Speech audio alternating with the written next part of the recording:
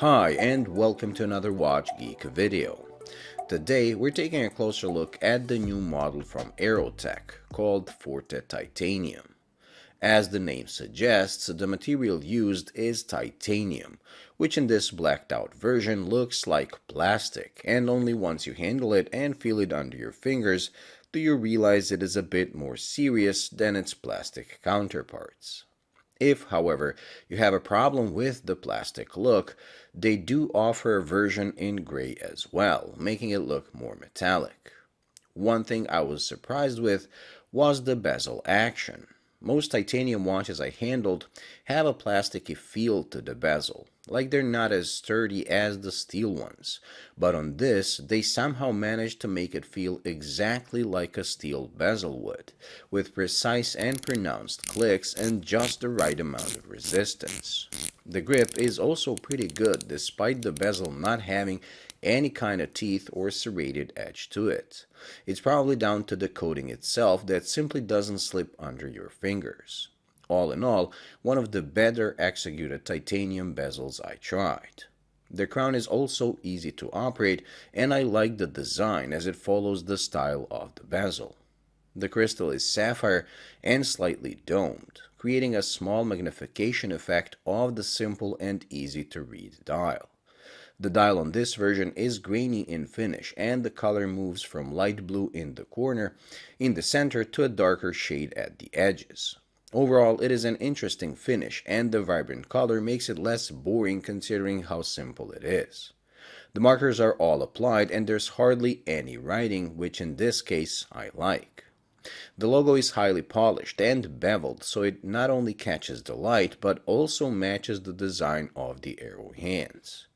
They, on the other hand, are just the way I like them. Long enough, easily distinguishable from each other, and with a nice center bevel.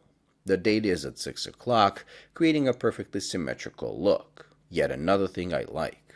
The movement used is a Miyota 9015, a more premium entry-level movement that beats away at 28,800 bph and has both hacking and hand winding. Being a Miyota, it only has one directional winding, so you can hear and feel the rotor as it spins quite fast in the other direction, something you should be aware of if you never experienced it. I don't mind it, but if you're used to completely silent watches, it might surprise you. With 40 mm in diameter and just under 47 lug to lug, the dimensions are spot on for my 6.7-inch wrist as well, with only the strap ruining the wearability for me. I just don't like NATO or ZULU straps because of their extra bulkiness and thickness they add. I really tried wearing it and tried understanding the appeal these straps have among watch enthusiasts, but I simply don't get it. On this, it also hides a pretty cool and unique caseback with a diver's helmet motif and a sapphire opening. Luckily, they do offer other strap options as well, including a leather one and a rubber tropical one.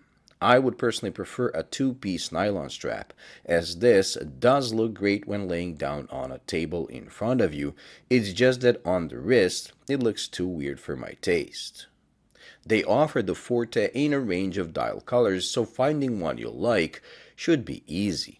The retail price is $459, but if you join the Kickstarter campaign, they can drop all the way to $295, which, considering the specs, is a pretty good deal. Sadly, this is one of those watches that have all the details done right, but for me personally, it somehow leaves me cold. It's not that I hate it, it just doesn't stir my emotions. Maybe it's down to the combination of case and dial color and the strap they supplied, which kind of ruined it for me.